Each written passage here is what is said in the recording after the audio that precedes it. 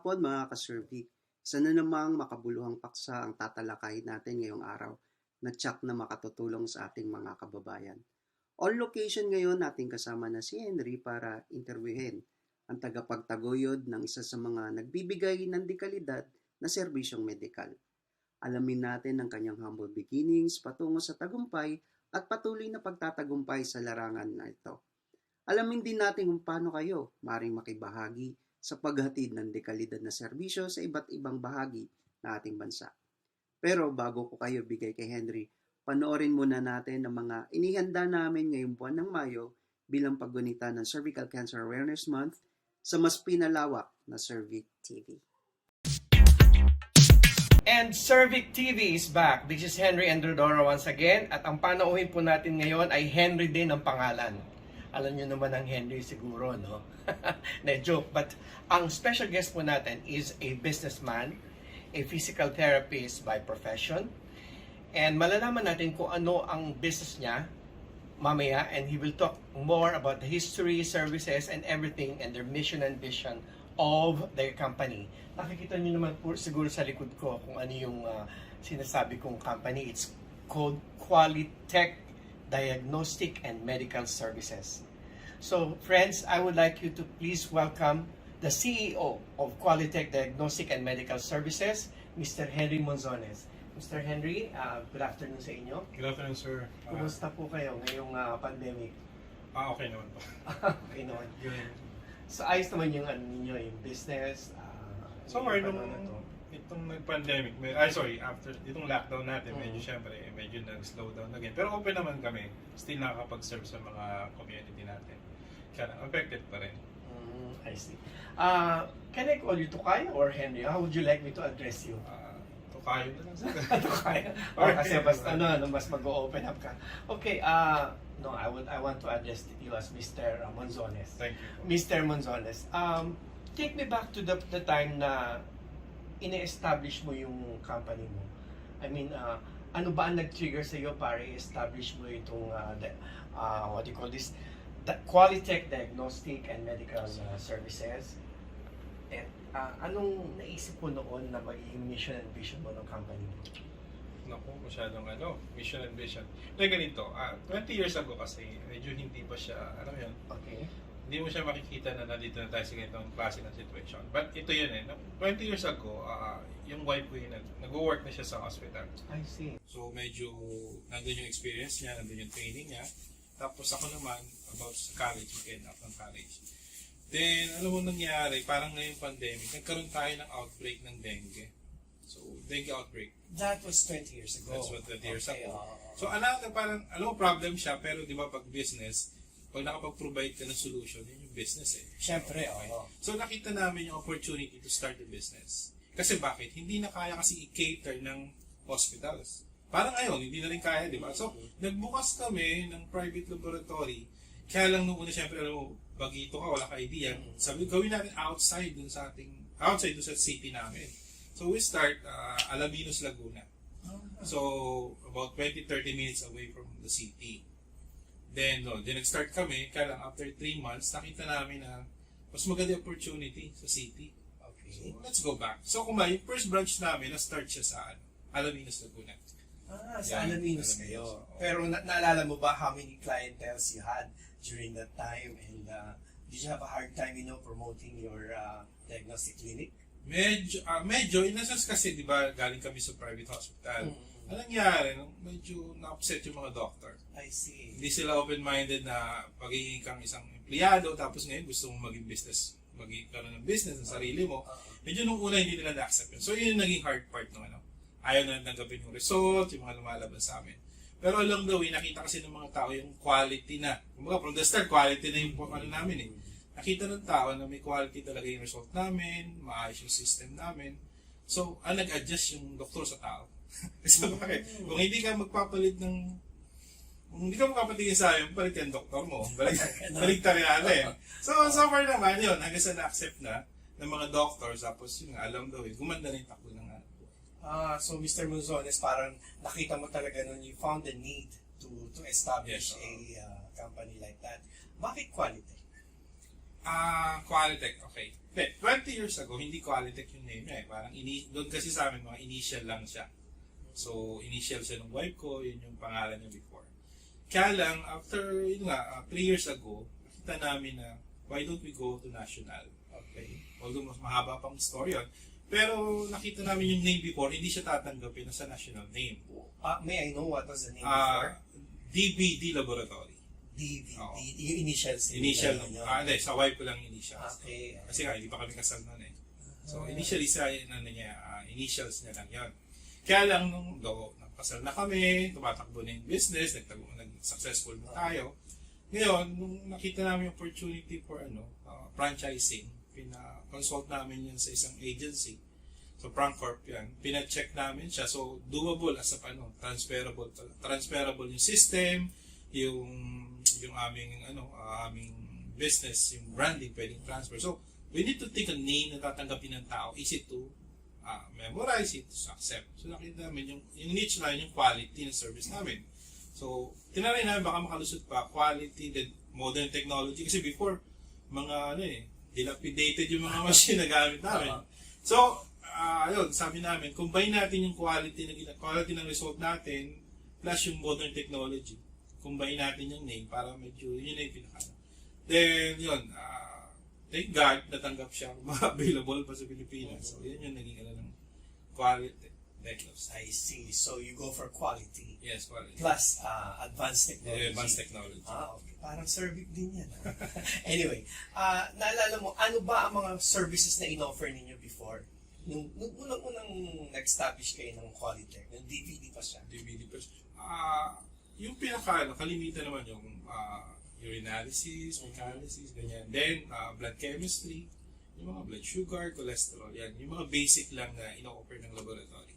Pero ngayon, nung nagpunta na tayo, as naging QUALITECH na tayo, so na-upgrade na natin siya, nagkaroon na tayo ng clinic, specialty clinic, multi-specialty clinic, then ECG, X-ray, ultrasound, yan. Nadagdagan na yung mga services na ino-offer natin.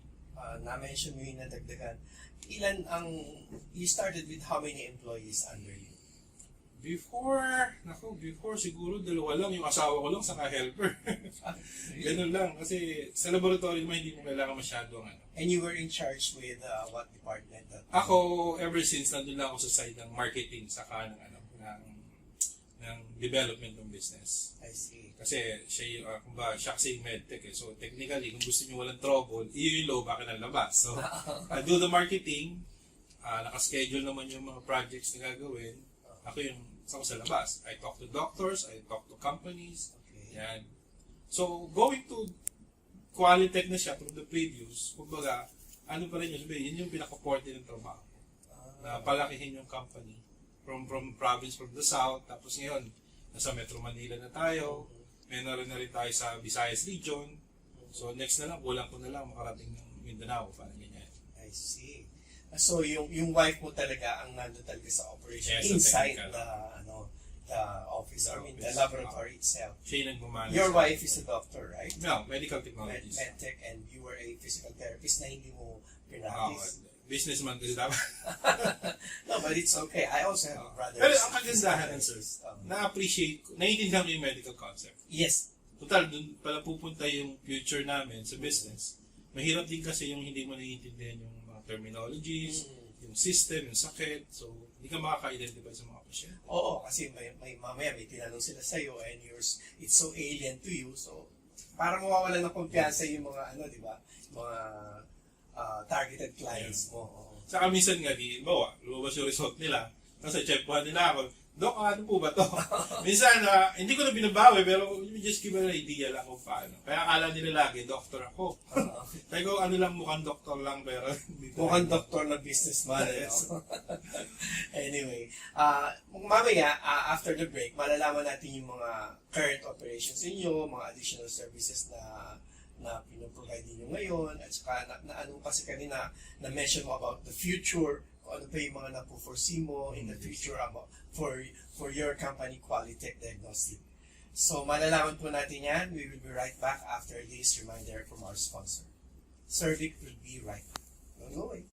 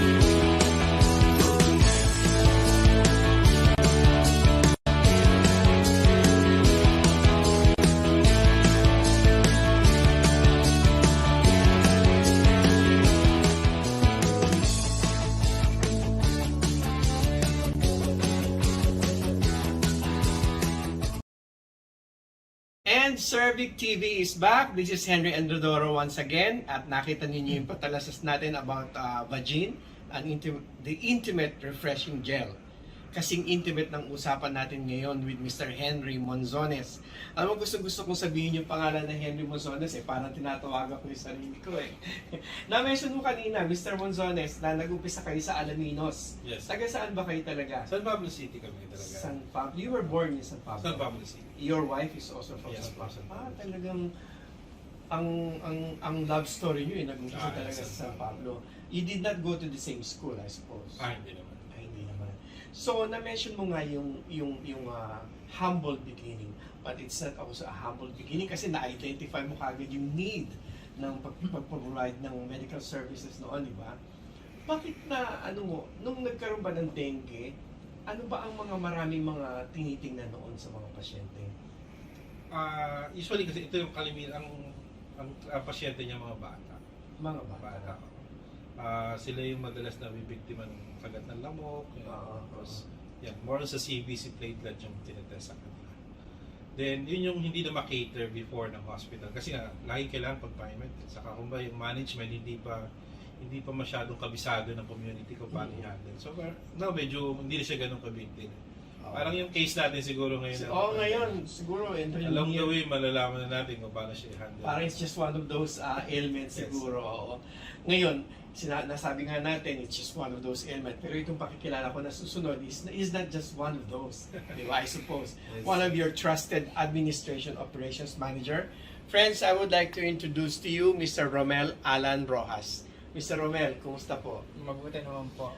I'm so glad na na-invite nyo kami. Mukhang mabuting-mabuti nga Kompleto yata ang ninyo ang mga plans ninyo for QUALITECH. Yes. I see. When did you join Mr. Monzones? Sa QUALITECH, I've joined Sir Henry only this year. We share the same vision, like ang QUALITECH is to expand and to provide quality and accurate laboratory services sa lahat sa mga Pilipino. So all over the Philippines. I see. Na-mention mo yung to expand and to provide quality services. Mhm. Ano ang mga plano mo for expansion? And hindi ba magsasuffer yung quality when you make expansion? No. Ang quality kasi, like what Sir Henry has mentioned earlier, we focus on quality and using technology to provide accurate and quality laboratory services. So, as part of the aim or vision or mission ng QUALITECH is to provide these quality services to people around the Philippines. So, we've started doing the franchising para ma-expand or to make it accessible to the Filipinos. So, this can only be happen if QUALITECH would be branching out to the different areas in the Philippines. Okay, na-mention mo yung branching out. Ilan na ba yung branches ngayon, Mr. Henry Monzones? As of now, we have 6 running business. And strategically located? More on pa lang. As of south, we have in Calabar Zone, we have in Laguna, Batangas, then also in Cavite. In Manila area, nandito tayo sa parte ng Alabang. Okay. Then, ito nga pandemic time, biglang may tumawag. Sir, gusto namin mag-franchise sa Visayas region, so sa Dumaguete City. Wow. So, right now, na siya. Siguro, next month, blessing na namin. Then, yun yung magiging door na magbuksan ng market natin sa Visayas. I see. Na-mention din natin talking about franchise. Of course, you and Mr. Monzones have met o na-discuss niyo siguro kung paano yung franchising sa inyo, magkano, and kasi na-mention kanina ni Mr. Monzones yung humble beginning nila, which is actually humble lang yun, pero during that time, it's already a big amount. So, paano ba can you tell me more about your franchising method? Yeah. Right now kasi, there are 3 classifications ng laboratory clinic, which are primary, secondary, and tertiary clinics. So, based on the franchise packages, the cost is based on the classification ng clinic. So, for the primary clinic, the franchise cost would be around 4.5 million. So, that's the franchise. What is primary? Primary is yung basic laboratory test Services. lang. So, yeah. Like, yung, like yung minention ni Sir Henry kanina. Analysis, with analysis, and CBC. ay yung secondary. The secondary, meron siyang additional services like yung mga blood chem. Blood chem. Yun. So, ang franchise cost dyan is around 7.5 million Okay. to start up the business. And Okay. the tertiary, ayun yung pinaka-main, ika nga, na would cost around 20 to 30 million to put up. Yung main na yun, ano-ano pa yung mga additional, mga add-ons doon sa mga basic services na pinaprovide? Okay. Ang maganda sa tertiary kasi, we can serve other laboratories. Right now, yun yung system ng business namin.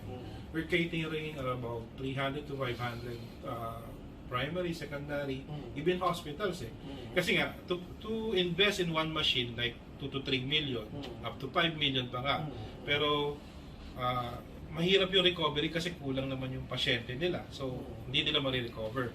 So, ginagawa nila, kesa mag-invest sila ng millions, pinapasubcon na lang sa amin. Kami yung gumagawa. So, right now, in Metro Manila, we have in Alabang, doon kinikater siya. Then, in Calabar Zone, meron kami sa San Pablo City. So, may tertiary din kami doon. So, ilan na yung, dyan sa 6 na branches na na-mention mo, excluding that in the soon to open, part na rin naman siya sa Dumaguete. ilan ang franchise, ilan ang directly owned by QUALITECH? Okay, so far yung franchise niya is yung sa Imus, Cavite, and in Dumaguete. Yung sa Imus ba tertiary, primary, or what? Secondary. Secondary. And yung the other one is? Going tertiary. Going sa Dumaguete. tertiary. Talagang. So, isa-serve niya yung buong part of Negros. I see. So, ulitin mo nga yung prices nila, primary, secondary, and tertiary. Primary is 4.5 million, secondary is 7.5, Okay. and tertiary is 20 to 30 million. I see. Kapag nag-franchise ka ba, you oversee the operations nila. Someone is in charge of, overseeing if they are doing the quality that you have set, the standard that you have set, gano'n. Okay. Palibasa franchise siya, kumbaga lahat nakaset na, no? Meron kaming start from the building, may engineer tayo, may alam na lahat ng layout niyan. In 100 days, pinuput up namin. So, alam mo, nag-franchise ka. Okay. After signing, give me 100 days, ipuput up ko yung branch na yan. So, ang tawag sa package is turnkey package. So, everything, kami lahat. From permit, from building renovation, from hiring, from training, kami lahat ang gumagawa nun. So, kumbaga, let's say, if you're a businessman, nakikita mo yung potential ng business, tas wala kang idea, kami yung tutulong sa'yo kasi, sa franchise, everything, parang Jollibee, McDonald's, di ba? Yeah. Makita mo tumatayo yan, hindi mo nakikita yung mga franchisor nila. Correct. Yes. Pero, dire-diretso sila. So, yun yung ginagawa namin. Kumbaga, everything is nakalatag na. Kasi kumbaga sa may template na yun na pina-follow ng each branch. Yes. I see. We will be talking more about the operations, the mission, the vision of QUALITECH sa aming pagbabalik. At meron po tayong mga additional guests who are all connected to QUALITECH Diagnostic Center. Ito, QUALITECH Diagnostic and Medical Services. Tandaan po niyo yun. So, Cervic TV will be right back. Please don't go away.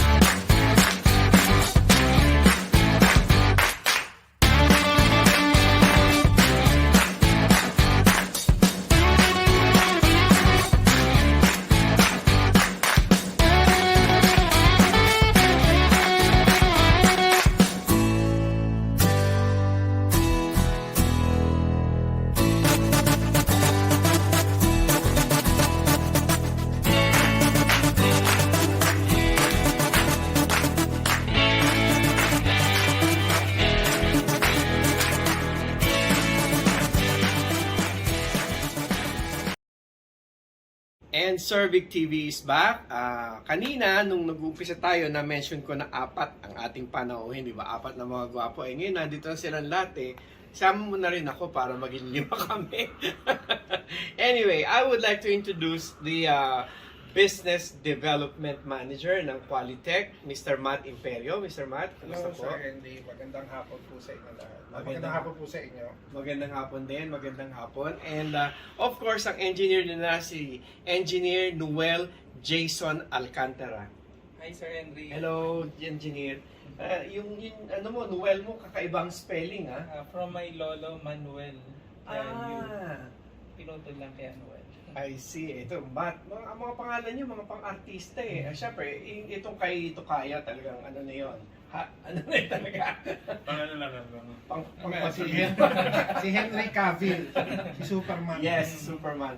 Okay, nandito tayo kanina and we talked about your expansion, your franchising, at tapos ito sa business development. What Yes. are you in charge sa QUALITECH? Well, I head the business development. We actually share the same passion and vision about healthcare. Kasi Okay. actually doon kami nagkakilala sa industriya na yun eh. Talagang nandun yung ano namin na talagang makapag-provide and makatulong talaga sa tao. No? So when it comes to the diagnostic laboratory, which is their business, talagang nakita ko yung quality at yung ganda ng laboratory business nila. So, actually, sabi ko nga sa kanya na perfect tandem sila ng wife niya eh. Kasi talaga, the wife is very good when it comes to the laboratory, when it comes to the operation ng laboratory. Kasi hindi naman din basta-basta ang laboratory eh. Hindi yung basta nilagay mo lang sa machine, lalabas na yung result. So, talagang yan ay pinag-aaralan and talagang through experience, nandun yung galing ng wife ni Henry. And of course, Henry, napakagaling na negosyante talaga. Kaya sa totoo lang, this past 5-10 years pinag-uusap kung ano ang magiging magiging stand ng QUALITECH talaga in the future. Kaya ito, we have opened finally, with the help of FranCorp, inaayos natin yung system to be franchisable. Kasi they already have a very good system doon sa kanilang 5 main branches talaga. Kumbaga sila, kilala na, sikat na sila in the South. So ngayon, doon nga na pag-uusapan, why don't we franchise it nationwide? So kaya nandun na yung mga, actually ang franchising na to, hindi lang to nangyari last year, 3 years, 5 years ago. No? Talagang this was being discussed several years ago pa. No? Kaya eto na when we finally rolled out the franchise system, yung services na ginagawa sa mga main branches. So yun lang yung inayos lang natin yung system through the help of FranCorp para talagang kung ano yung nakikita nila with the main branches, even kung if-franchise mo is primary lang, you'll get the same quality services, you'll get the same quality service lang sa mga staff, and then of course yung ganda and yung efficiency ng ating ng laboratory franchise. So yun. And sa development nga, we are being aggressive within the next 5-10 years. Ang target natin is about 500 branches nationwide. We are preparing to start Southeast Asia within the next 10 to 15 years. So yun yung vision ninyo, Yes, Mr. yes, that's the vision. I And of see. course, isa sa napag-uusapan is to actually level up our laboratory franchise or branches to become at least a primary hospital. So strategically, depende sa area, we will be opening up primary hospitals, depende sa partners natin. I see. And Mr. Engineer Noel, when do you come in? Sa operations ng QUALITECH, ano bang main function mo? Bale, I'll be responsible for the project management of the construction ng mga franchise. So I'll be the one to plan, implement, and oversee yung construction of the QUALITECH facilities and buildings I see. nationwide. So kailangan nagko-conform siya sa Yes. sa standard na sinet mo. I see. With the standards and lahat ng mga uh, uh, codes and building codes and lahat ng mga standard ng medical facilities and buildings, Okay. kailangan mapasa natin. Meron kasi siyang sa DOH eh. I We see. have to follow certain guideline with the DOH. So, I see. So, Mr. Monzones, given all these mga active members ng iyong grupo, how do you envision your company in the, let's say, in the next 5 years? Okay, in the next 5 years, nakita namin, alam mo, what excites me is yung, alam mo yung you're so blessed na may business ka na alam mo magiging successful. Actually, yung industry successful na siya, kahit saan mo siya tingnan ngayon at present. Yun lang sa'yo, you need i-work it out in 5 years. Na alam mo na in 5 years time, this is one of the successful business na makikita natin. So, being a successful businessman as you are right now, ano ngayon ang, syempre usually kasi kapag nagiging successful ka mas lalo kang yumuyo ko Ano ngayon nagiging advocacy mo? Meron ka syempre nagkakaroon ka na ng social responsibility sa mga tao. So, would you like to answer that? Ano bang naging opinion mo sa magiging advocacy mo, yung social responsibility mo? Actually, ganito. Noong una, tinatanong ko, anong reason bakit yung meron kami passion talaga for the people? Yun pala, doon siya nag-ugat. Kasi bata pa kami, alam mo yung nandun na yung heart namin to serve other people. Okay. Hanggang sa, naging part kami ng mga organizations doing the service. Kaya lang kami parang, yung pagsaserve namin sa laboratory, alam mo yung with passion, with accuracy, with parang yun yung talagang, yun na yung ginagawa mong, social responsibility. Correct. So, nung first yun yung nakita namin, doon kami nakafocus na. Pero right now, nagtayo kami ng foundation, what we call QUALITECH Foundation, QUALITECH Care Foundation, Okay. which will handle yung talagang yung direct social responsibilities. So on I think April or May magkakaroon kami ng bloodletting project yan. Start tapos nowadays kailangan ng mga tao direct food Kaya kailangan siguro yung sa mga ngayon, totoo yan mag-contribute tayo ng sa kanila. Mahirap kasi talaga ngayon, especially those yung mga poorest of the poor. Kasi Before ginagawa namin siya sa organization with other organization na tayo. Pero kumbaga as a company, I guess kailangan ng maging part directly ang QUALITECH sa pagtulong sa community. Okay, that's very nice to hear. yes, and of course, one of those things is like yung ating yung ating cervical cancer Yes. foundation, yung Cervix. yeah, Ours is cervix itself, cervix. yes. Yun nung nagkausap kami ni Doc Boggs, because Magaling yun si Dr. Boggs. Yes, kasi Henry and I were already thinking na sino ba magandang suportahan na we can have a direct support to an organization na malapit sa puso namin. So of course, since we are very good husbands, yung wife niya and my wife, we're very good. So We very are good very husband, nice hindi to our naman wives. Even Very good. Very good Lahat lang. naman kami, lahat naman kami, of course. Hindi pagtulog, Nakita namin yung nung na-share sa amin ni Doc Boggs yung kanyang yung kanyang advocacy. Doon namin nakita kasi usually cancer marami nang nagsusupport, marami nang supporters. So why not support itong survey, Wow. which actually promotes yung awareness of cervical cancer to women. Maraming salamat na mention mo yan because I am also one of the partners of Mr. Boggs, Dr. Boggs. Dr. rather. Boggs, yes. Yun ang advocacy namin nga is to end cervical cancer sa Philippines because my mom died of cervical cancer. So me and my youngest brother, si Utoy, my brother is a designer, yan ang namin, advocacy namin.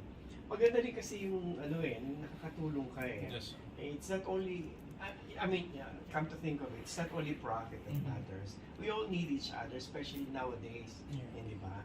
So, I am very glad na kayo ay may mga advocacy, tapos nakakatulong pa kayo sa mga tao, plus, you don't only see this as a business to gain profit. And I wish you all the luck sa business mo. And for a parting word, I would like to give the chance for you, each one of you, to say or invite or whatever to our viewers. We'll start with Mr. Matt. Thank you, Sir Henry. No, this was a very nice and enlightening interview. No, kasi talagang this is the goal of QUALITECH. No, that we want to share and promote the quality of services that we have sa lahat ng sa lahat ng interesado na magkaroon ng negosyo na laboratory. No? Kasi ang maganda with the laboratory, ito yung parati namin sinasabi with our partners, this is a legacy business. Since laboratory is already a part of our daily lives, kasi para ka resetahan ng doktor ng gamot, kailangan magpa-laboratory, no? Kung mag-a-apply ka ng trabaho, mag-a-apply ka ng ID, kailangan mo laboratory. So I encourage businessmen or part-time investors that are looking for a stable and long-term business. So kami po ino-offer po namin yung expertise namin to be your partner in putting up QUALITECH diagnostic laboratory in your area. So ayan po. Okay, that was Mr. Matt Imperio. Napaka-insightful ng kanyang mga sinabi. And I would like to hear naman from our Administration Operations Manager, Mr. Romel Alan Rojas. First, thank you, Sir Henry, for inviting us to promote the services of QUALITECH. And also, personally, I would like to thank Sir Henry Monzones for inviting me to join his team. Though personally I didn't come from the healthcare services, more on HR and operations kasi ako. But since I believe on the passion and vision of Sir Henry Monzones, hindi ako nagkaroon ng hesitation to join his team. Because basically I believe in him and I believe in his passion.